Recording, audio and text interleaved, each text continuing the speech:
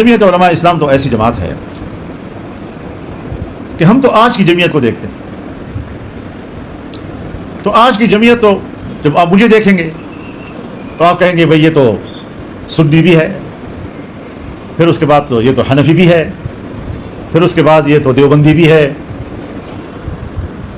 تو سمجھے کہ جمعیت شاید ان لوگوں کی جماعت ہے. ہم نے کبھی یہ نہیں سوچا کہ جمعیت علماء کی بنیاد تو حضرت شیخ الہند نے رکھی تھی، لیکن حضرت شیخ الہند رحمہ اللہ کے مالٹا سے واپسی سے پہلے جو اس کی تجویز بنی تھی اور اس کا جو پہلا جلسہ ہوا تھا وہ امرتسر میں ہوا تھا.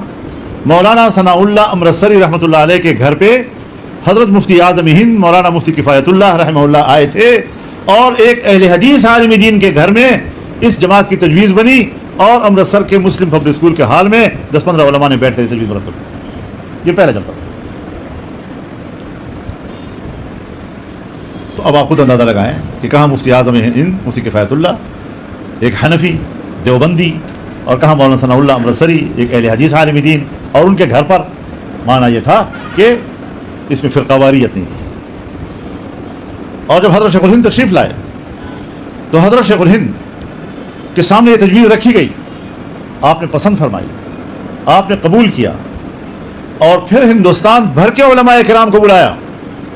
اور یہ جو ہم نے ابھی 7 سالہ کیا تھا اس میں ایک پمفلٹ چھپا تھا، چھوٹا تھا کتابچہ، اس کا نام تھا مؤسسین جمعیت. مؤسسین جمعیت یعنی ان تمام علماء کے نام اس میں لکھے گئے تھے کہ جو اس جمعیت علماء کے اساسی جلسے میں شریک ہوئے تھے حضرت شیخ الہند کی دعوت. اس میں ایسے نام بھی ملتے ہیں کہ آپ نام سے اندازہ لگائیں گے کہ یہ کوئی شیعہ مکتبی فکر کا عالم ہے. آپ ایسے نام بھی اس میں پائیں گے جو آپ کو سمجھیں گے کہ یہ تو کسی درگاہ سے تعلق رکھتا ہے یا کوئی بریلوی مکتبی فکر سے اس کا تعلق ہے. اس میں اہل حدیث علماء بھی تھے. پورے ہندوستان کے علماء کے نام پر جمعیت علماء ہند قائم کی گئی تھی تاکہ امت، ملت، قوم، ان کی اجتماعی زندگی میں شریعت کے مطابق رہنمائی کی جائے. اور شریعت کو علماء جانتے ہیں، اور امت اور انسانیت شریعت کی رہنمائی کی محتاج ہے مملکتی زندگی میں بھی، تو اس کے لیے پورے ہندوستان کے علماء کو اکٹھا کیا. بدقسمتی سے بعد میں وہ سارے اپنے اپنے پلیٹ فارموں پہ چلے گئے، اور لیکن اب ہر چند کے وہ اپنے پلیٹ فارم پہ چلے گئے. لیکن ہمیں جو 2 چیزیں ملی ہیں، جو جمعیت علماء کا نظریہ ہے اور اس نظریے کے لیے جو کام کرنے کا رویہ ہے، ان 2 چیزوں کو ہم نے چھوڑنا نہیں.